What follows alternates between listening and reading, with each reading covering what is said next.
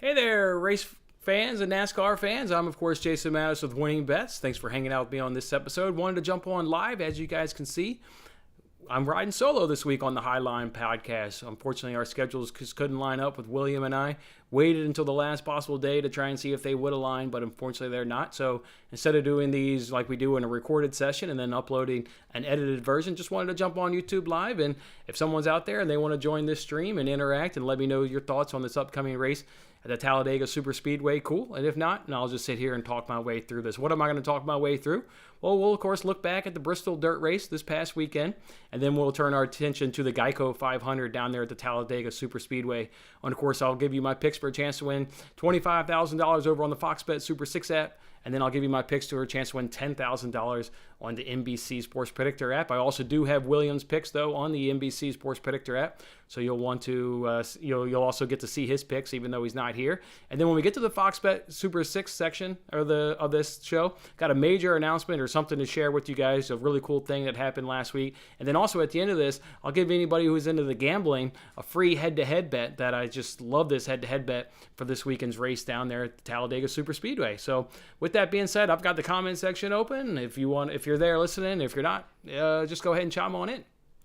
So with that being said, let's just go ahead and start with that Bristol Dirt Race like we do, where you had Kyle Busch win the race, and he appropriately said, and I was actually tuned in to see if he was going to say it. He did. He backed right into it, which he better have said he backed into it, or at least Alex Bowman would have had to. Alex Bowman would have had the leg to pick, but yeah. So he backed into the win. How did he back into the win? Well, obviously it all came down to the last lap and the last turn right there between Reddick and Briscoe. Briscoe was trying to do the slide job. It was doing a good job, actually. I mean, the last few laps, chasing down Tyler Reddick, he was gaining on him, but then Tyler Reddick would kind of re-get the lead back in turns 3 and 4, and then Briscoe would make up that ground on 1 and 2.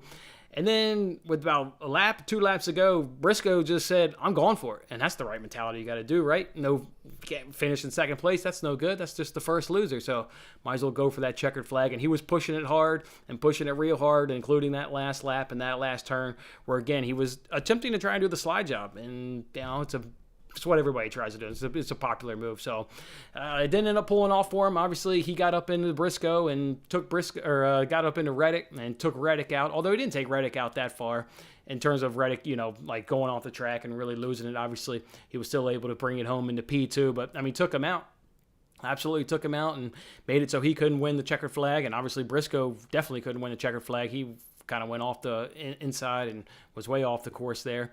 But the thing interesting to note of that is, were you guys like me in terms of if that's two veterans or like a veteran and a rookie, like that's a fight, like that's a fight. If Briscoe got not lucky, but it was fortunate that happened to another young driver on the circuit and Tyler Reddick, or if that's Briscoe and somebody else, name a veteran on the circuit, name a Logano, name a Hamlin, you name the guy, a Harvick or what have you. I think the fists are going to be flying on pit road after that race. So, but the rookies were cool. The rookies were real cool. And even Tyler Reddick's not a rookie there, or neither is Briscoe, but just young drivers kept it cool. And Reddick even took some of the blame for that. I didn't think he had any of the blame to go for that, but he took some of the blame with that. So 2 young kids right there just battling, and hopefully we get to see many more battles, as the years to come. But leading up to that point, though, boy, the rain was really, I thought, playing a factor in this race. I actually thought it was going to be called early. I was texting William throughout the race as we were watching it. Obviously, everybody knows he's a big number 14 fan and wanted to see Briscoe bring it on into victory lane. And I was like, sorry, man. It looks like they're going to go ahead and call this one. And, Reddick's going to go ahead and get his first career win due to a rain-shortened flag. But you just got to give NASCAR credit. They were determined to get that full race in, regardless of what rain cells were coming and what rain actually did fall in. Okay, you got to bring the cars down and red flag them at one point. One other time they left the drivers in the car throughout the rain delay. But, yeah, give NASCAR credit. They got that race in. And NASCAR's been... Rain hasn't been their forte. Remember last season, obviously, the Circuit Americas, they botched that one completely in the rain. There was another one. It was at an intermediate track. What was it, Kansas? I think it was. It was an intermediate where they waited too long, and Truex was the first car that spun out, and then Kyle Busch even spun out right coming out of the turn. They waited too long that day, but yeah, they flirted with danger right there, or what potentially could have been danger, but they absolutely got it right, and they were able to get that whole race, and it was a good race at that. Remember, that was a short track race where we've seen really poor racing. We've seen it at Phoenix a few weeks ago. We saw it at Richmond. We obviously saw it at Martinsville just prior to a really terrible race. But like Williams said, the dirt was going to help that short track, and it was going to cover up some of the short track and the horsepower issues that these cars are having on the short tracks, and the dirt made it fun. It was a very entertaining race, and if you didn't like the Bristol Dirt Race, well, it's not going anywhere because the viewership was high. Whether that was because it was on Easter night and the viewership was high, the race was in prime time. Obviously, last year on the Bristol Dirt, they had to move it to a Monday afternoon due to weather-related issues. They didn't have to do that. They got the nice prime time slot on Easter.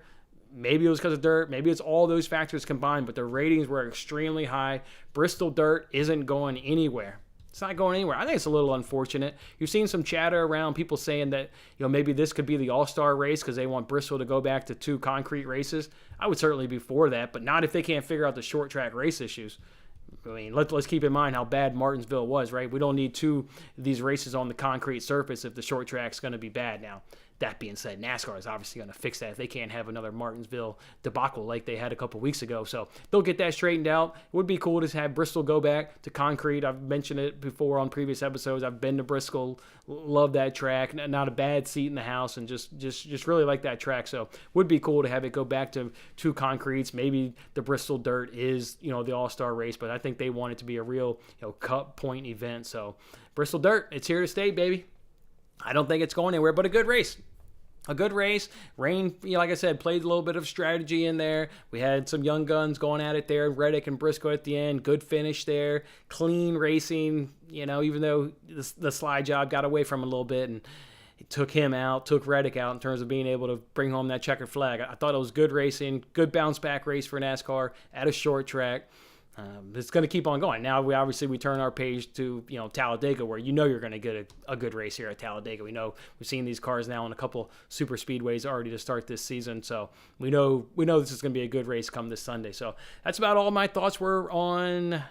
That looks like all the thoughts I had there on the Bristol Dirt Race. So let's go ahead now and just turn our attention now to the Geico 500 down there again at the Talladega Superspeedway down in Alabama. 2.66 miles. This is obviously the biggest track there on the NASCAR circuit. Superspeedway, we've already seen this play out a couple times this season. We saw it obviously at Daytona. Prior to that, you had a couple duels. And then you also saw it at the Atlanta Motor Speedway, which we know through the reconfiguration there of the Atlanta, it's now racing like a super speedway, and that's exactly what we saw. So you're going to get 2-lane racing. You're going to get tandem drafting, and you're going to get some wrecks. You're going to get obviously some big wrecks. There's a lot of unknown because of the super speedways, but that's what keeps it fun, right? That's what makes it so intriguing, right? You're going to get big wrecks. It's going to be a big unknown. Who can avoid that?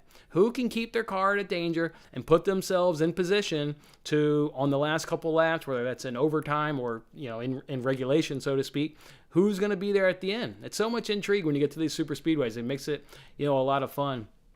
Obviously, we've got Bubba Wallace as your defending champion. All right, well, I guess if you want to say Kazlowski's the defending champion, he was the defending champion in the spring. But last time we were here, Bubba Wallace was your winner. They're really quite I mean, I guess I get it in NASCAR why they say, Brad Kazlowski is a defending champion, because they always throw in that caveat of the defending champion of the Geico 500. So I guess that's how they get away with it in terms of calling it the defending champion. But I've always just thought it was a little weird personally. I've always thought that weird. Last time we were at Talladega, it was Bubba Wallace who was in victory lane. Remember, that was a rain-shortened race, and he earned it. He absolutely earned it. Everybody knew that race was going to be called short. I mean, it was raining. It was coming.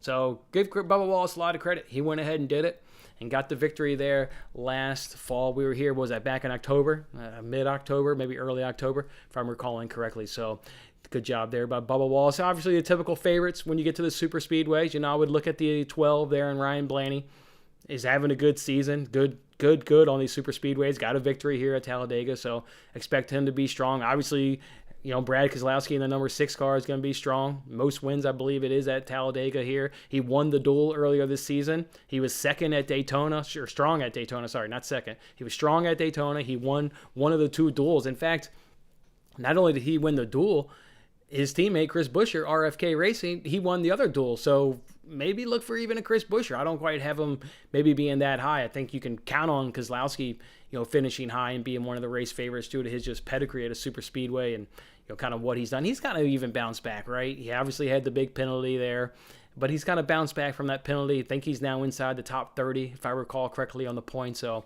look for him to have a nice, strong race on Sunday. Obviously, Logano in the 22 car, he'll be strong again.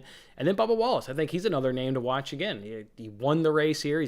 These are his better tracks when you get to these super speedways. So I look for Bubba Wallace to also be a contender coming in this weekend. And then maybe some dark horses that you can kind of keep your eye on. I think Justin Haley's a dark horse. I think both of the Dillon brothers are, Ty and Austin. I think both of them will be in the mix.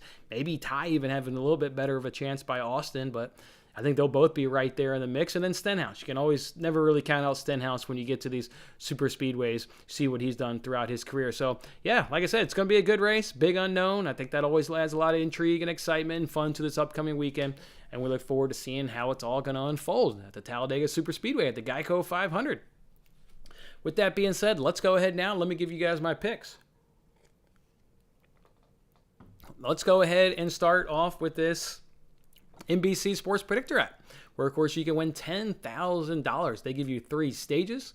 You got to pick the driver to finish best amongst the stage, amongst 4 drivers, and then you got to round out and give them a top 3 to go ahead and win that $10,000. All season long, I've been giving away $25 to the winner of the Winning Bets League. If you're sitting there saying, what? Winning Bets League? Yeah, you guys know on the app. You guys see it on the bottom there. There's a league tab. Just go ahead and join the Winning Bets League. And should you need that league information, go ahead and grab it from this video description. Once you're in the league, it's pretty simple. Just have the most points at the end of that race day, and you can take home my $25. If we want to go ahead and take a look and see who won last week, it was Lucky Winner. Lucky Winner with 65 points. And let me tell you, an absolutely fantastic of an entry. They got 2 of the 3 stages right, but then in terms of their top 3, they got P2 and P3 right. I mean, just an absolutely outstanding job right there by Lucky Winner. So Lucky Winner, hit me up on Twitter, drop me your PayPal information, and I'll go ahead and send you $25. With that being said, let's go ahead and run through Williams' picks, and ours are actually pretty similar. He sent me these picks late last night, and as soon as he said it, I was like, okay, we're kind of seeing this pretty similar. He's got Dillon winning stage 1. He's got Bubba Wallace winning stage 2. He's got Brad Kazlowski winning stage 3. And then his top 3 is he's got Kazlowski taking home that checkered flag. Blaney will be right behind him. And then he's got Ty Dillon there rounding out the top 3 in P3. Let's go ahead and get to who I think is going to be in the stages. For stage 1, I had to pick between Kyle Busch, Austin Dillon, Almirola, and Kurt Busch. Just like William. I mean, you can obviously see we went similar in all 3 of these stages, as a matter of fact. But yeah, give me the number 3. I like the number 3 this weekend. He was 8th and 11th place finishes last season here at the Talladega. He's a great super speedway driver, really good on the super speedways. We know he'll know how to position himself all day, which is what I like about him and his pedigree when he gets to this track. He knows, through 8th and 11th place last year, through a good showing here, if he doesn't crash out, he's going to be there, and he'll position himself really well throughout the racetrack most of the day, if not all the day. So, like Austin Dillon right there. He's also got the 11th and 13th best average finishes since 2019 at Talladega. And then if you want to look at super speedways as a whole, it's the 13th best average finish, and it's been better as of late. If you go ahead and look up his finishes, his average finish would be a lot higher if you were to trim off some of those later races back in early 2019. So not great finishes this season. Obviously he's got 1 DNF, but that's super speedway racing, right? You can't hold that against anybody that's got a DNF when it comes to super speedway racing. Sometimes you just get caught up in a wreck and you can't do anything about it. So over for stage 2, you had to pick between Byron, Bubba, Cindric, and Stenhouse Jr. I had this one narrowed down between Bubba Wallace and Ricky Stenhouse Jr. I ultimately went with the number 23 car. As you can see right there, I mentioned it earlier, he was the winner here, so he is the pseudo defending champion, however you want to kind of look at that. He got 2nd at Daytona. You guys remember that? Him and Cindric battling really, really hard there at the end, and he just missed out on winning that Daytona 500. He was also 13th at Atlanta, and don't forget 13. If you're going to do any comps for this race, you want to look at super speedways. You need to go ahead now and don't include Atlanta, only include this race. You can't include past races at Atlanta, but you can include the 2022 race that happened at Atlanta this year. 2-stage victories also in 2021. So not only did he go ahead and take home that checkered flag in the fall race, but he had a 2-stage victories. One was in the fall race and stage 2, and I think it was also stage 2 in the spring race as well when Kazlowski was able to get the win. It was Bubba Wallace who got the win, though, in stage 2. So another guy who just knows what they're doing on these super speedways. So I'll go ahead and take Bubba Wallace in stage 2. And then the last thing actually here on this, I do have another note. 9 of his last 13 races are in the top 20. That's big when you come to super speedways. Why do I think that's big? That just means he does a good job of getting out of the way. Getting out of the way and avoiding the wrecks. If he's able to have 9 of his last 13 finish in the top 20, and 4 of those 9 have been in the top 5. I think Bubba Wallace is a real threat to go ahead and land himself inside the top 5 this week. And for stage 3, you had to pick between Kazlowski, Hamlin, Blaney, and Logano again. I had it narrowed down between Blaney and Kazlowski. And obviously, just like William, I went ahead and picked the number 6 there in Kazlowski. Winner last year in the spring, so the defending champion. Second in the fall. I mean, this guy's, you go look at his stats. He's got, 6 or so wins at Talladega? This guy is just, he loves these super speedways. He loves Talladegas. Something about Talladega. He actually doesn't have the amount of success at Daytona that he does in Talladega, which is a little bit of a head scratching, but give him credit. He would finish 9th this year, though, at Daytona, so that was nice. He got 12th at Atlanta. I mentioned earlier that he won the duel, so that's good. And remember, his teammate won the other duel, so RFK's cooking up something here on these super speedways. So, all right, maybe Kazlowski got hit with the penalty, and he's bounced back. I look for him to continue his bounce back in a big way this weekend, and it'll all happen with him finishing first in stage 3 amongst those 4 drivers. All right, let me go ahead now and give you guys my full race picks. All right, there we go. Once again, William and I were very, very similar. As soon as he sent his over to me, I just kind of shook my head and was like, all right, wow, that's a thing. All right, let's do it. So we both got Brad Kazlowski going ahead and taking the checkered flag this weekend. Just thinks he gets it done. Look, he's rebounded nice from that penalty. He's coming home to Vegas, not home, but home in terms of like a track that he loves. And it's just going to be very comfortable here. This feeling of Brad Kazlowski in the 6 car. Pulling that thing into victory lane. So like that, I got Ty Dillon as 2, folks. I mentioned earlier that you needed to watch out for the Dillon brothers. I think it'll be close. I mean, Dillon, Austin's going to be right up there. But I think Ty can really kind of edge him out. I think he's a little bit better there on the super speedways than his brother Austin. Here's the reason why he's got it. Let me run these stats by you guys. He's got the 3rd best average finish at 12.8. The 3rd best average finish. Yeah, 3rd best. 2 top 5s, 4 top 10s, and 7 top 20s in his last 9 races at a super speedway. He's always up there. Numbers even get better here if you look at Talladega. His average finish goes from 12.8 overall at super speedways to 10.5 here at Talladega, which is, again, still 3rd best. The guy's up there. He knows what he's doing. Finished at 11th at Daytona 500. That's impressive. So I like that. And even led 7 laps in his career. He's even led 7 laps in his career, so he knows how to get it up the front. He's led some laps. I like Ty Dillon to go ahead and be P2, and then P3, give it to me, Ryan Blaney. I mean, Ryan Blaney's just been really good this season. Just one of those guys that's been close, hasn't quite sealed it and gotten it done, but obviously been good here at the super speedways. His last 3 finishes here at Talladega, 15th, 9th, and 1st. Mentioned he had a previous win. That was in one of the last 3 races here at Talladega. 4th at the Daytona 500. And overall, like I said, just having a really good season. In his last 6 at Talladega, he's got the 4th best average finish, 2 wins, 3 top 10s, 5 top 20s, and the 2nd best driver rating. This guy's going to be up there, folks. Whenever we make these predictions when it comes to this, it's like as long as we predict guys that stay on the lead lap, they have a really good chance of winning stages. I mean, if they're going to be on the lead lap, hopefully that early in stage 1. But, if these guys stay on the lead laps, they should be up there. If when we're waving the checkered flag, if Ty Dillon and Blaney and Kazlowski have avoided all the mayhem and they've been able to keep their car clean and stay on the lead lap, these guys will be checkered flag worthy, P5 or, top 5 worthy. So that's how I'm going to do it right there. And again, it's oddly similar to William. We never plan it. We always do our work separate, and then we come together, whether it's on, our normal recorded session or him just providing me a picks like he did on this live session. It's something he always sometimes gets a little bit worried on. I say, hey, it's completely okay if we've got the same picks because, A, there shows strength in just kind of our own knowledge of NASCAR and being fans of NASCAR, but also the research that we put into it. And then when we're different, that's kind of cool too, because then we're both making cases for different drivers of being it. But if he was here, he'd probably be echoing a lot of the same thoughts I had on why, these guys either winning the stage or finishing in top 3. So that's how we'll do it there.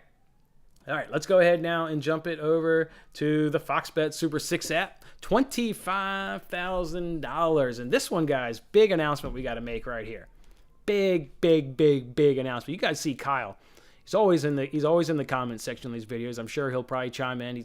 He's always got some great information. Kyle won this jackpot last week when it was $25,000. I believe it was him and, if I get the number right, it was 18 other people. He won almost $1,400, like 1,300 and like change, like almost $80 or something. Damn near $1,400. He did it. He did it, guys. We can do it, and you guys can do it too. And don't forget, you can modify your answers, obviously, through stage one. I mean, that's what William and I do. We always send out tweets as we modify answers. So I know Kyle, said he got one of the answers here from the show, and mainly from William, when William predicted there were going to be 28 plus or more caution laps. So good job, Kyle. Good job, William. But I'm really pumped for Kyle. Really great supporter here of the show, and glad to see he was able to finish in first place. And we had a supporter on the show last season finish on first place. It was on the jackpot races. Unfortunately, NASCAR didn't bring back that app. I love that app. I thought that one was really fair and everything. But we had a supporter last season finish in first place, and that supporter said they used our answers. That person got first place and got $250 for finishing in first place. So off to a nice one, though. We got a winner this season very early, because that one last season was pretty late in the NASCAR season. Kyle coming home with a nice first place prize and $1,400 nice and early. Plenty of time to add to that. So yeah, I'm just pumped. I was interacting with Kyle on social media. I was just pumped up for him. I was really excited. So pulling up the app now. You guys know how I like to do the Fox Bet Super 6 while I prepare for the NBC Sports Predictor app and have research and stuff. That's not how I do the Fox Bet Super 6 app, because we can modify our answers. We can see what happens in practice, in qualifying, but more importantly, we can see what happens throughout stage one. I like to do these off the cuff, just look at them literally for the first time. This will be the first time I read all 6 questions. By now, though, they're generally the same 6 questions. And then, of course, just make sure you're following me on Twitter. It's at WinningBetsPod. It's at WinningBetsPod, just like each and every single week. As I'm watching stage one, and towards the end of stage one, I'll go ahead and change out the tweets, which I last week I got burned when I sent out the tweets. It was which driver will lead the most laps, and there was 4 or 5 guys, obviously, that you have to pick from. I changed it to tie, and I sent the tweet out to tie. It wasn't but 5 minutes later. Remember, Suarez was one of the drivers that decided to stay out at the end of stage one. He burned me, because by the time that happened, then I was like, oh no, wait. And thought about the question. I was like, darn it, now he's going to lead a lap. It's not going to be tie anymore. The answer is going to be Suarez. He's going to probably lead at least one lap, because he's going to be P1 there on the restart when stage 2 green flag drops. And sure enough, and when I went back in it to go ahead and change my answer and send the tweet out, the game had already locked. So it's just pit strategy. Pit strategy burned me on that one. So, all right, with that being said, let's jump into this Fox Bet Super 6 app and give these questions. Here it is. The first question is the same as always. Where's the pole sitter going to be at the end of stage 2? I'll say 8 plus. Well, I obviously don't know who the pole sitter is, but just knowing Talladega, knowing super speedways, knowing how you can really, you can, with a tandem draft, you can go back pretty fast. If you get caught in the middle and the outside and both lanes kind of get around you can fly backwards a lot of spots. Or you can also fly your way up a lot of spots. I'll go 8 plus. How many lead changes will there be at the end of stage 2? I'll say 0 to 10. Not 0 to 10. It's usually not a ton. Which of these drivers will have the fastest lap? And this question, guys, if you're not doing it, you can just go to NASCAR's app. If you don't download the NASCAR app, this is what I do during stage 1. And it's beautifully put. You can sit here. You have 6 drivers to pick from. You can go ahead and just click on all 6 drivers and expand how they're doing that day. You can see easily who's running the fastest lap. So this one, go to the NASCAR app, and it'll really help you here on this one. But you got to pick between Burton, Custer, Dillon, Haley, Suarez, and Buescher. I'll go with Ty Dillon for now. Which of these drivers will have the most laps led at the end of stage 2? We have to pick between Blaney, Hamlin, Harvick, Kazlowski, Logano, or Ty. How soon? I mean, if Blaney or Kazlowski are running towards the top, or even Logano, they can rip off some laps in the lead and win this question. So I'll put Kazlowski just because I have him winning the race. I'm certainly expecting him to be up towards the front, but that's another one. Watch how the race is unfolding. Could certainly modify that one. How many laps will there be under caution by the end of stage 2? End of stage 2. Okay, so we're not taking into account stage 3. End of stage 2. Which all these questions are actually at the end of stage 2. That's right. Duh. Man, you're gonna have to watch this one. If there's a big wreck, obviously, that could lead to a hand number of cautions. I'll say You obviously get the competition caution. You get the caution at the end of stage 1. I'll say 13 to 20. I'll say 13 to 20 caution laps. And then it doesn't say I have one here. Oh, there we go. Oh, here we go. Last question. Which of these drivers yet to win at Talladega is going to have the best finish? Kurt Busch, Alex Bowman, William Byron, Kyle Larson, Martin Truex Jr., and Chris Buescher. Not big on Truex Superspeedway. Not big on Larson. Byron, Bowman, Kurt Busch. I'll go with Buescher. I mean, he won a duel. His teammate won the other duel. They've been good. All right, I'm gonna go Chris Buescher right there. All right, now I'm gonna give you guys a free head-to-head bet for this coming race. Look, on DraftKings, you can get right now on DraftKings at -115. I think it's an absolute steal of a price. You can get Austin Dillon to finish better than Martin Truex Jr. Martin Truex Jr. is not a super speedway racer. I think DraftKings is trying to have the casual fan look at this and say, oh, it's Martin Truex Jr. Oh, I'll take him over Austin Dillon. And they're looking for dumb money. That's what DraftKings is doing, is they're looking for dumb money to come in on Martin Truex Jr. Because if these two guys finish on the lead lap, I can't imagine Martin Truex Jr. finishing ahead of Austin Dillon if they both finish on the lead lap. That's the risk, right? If you want to go ahead and make this bet, there's always the risk that, well, there's going to be wrecks, but there's always the risk that your guy that you pick is going to get caught up in a wreck and damage his car enough or go tons of laps down while they repair it, or maybe it's a DNF all the way. But if these guys finish on the lead lap, I just can't envision Truex beating Austin Dillon. So I think this is an easy winner for us right here. It's Austin Dillon over Martin Truex Jr. at -115 over at DraftKings. All right, guys, that's how we're going to do it this week. Here on the Highline podcast. Again, it's really unfortunate that William was unable to join us, but we look forward to getting him back in here this next week. We'll, of course, look back and recap this race here at Talladega and then preview the next coming one with always giving you our picks. Guys, good luck. We saw a winner last week on the Fox Bet Super 6 app. Again, if you see Kyle in that comment section, give him a congratulations. What just a hell of a job he did with that winning that $1,400. So look, I always love to see one of our supporters here do it, and hopefully you're the next one. And enjoy the race on Sunday, everybody. Have a good one.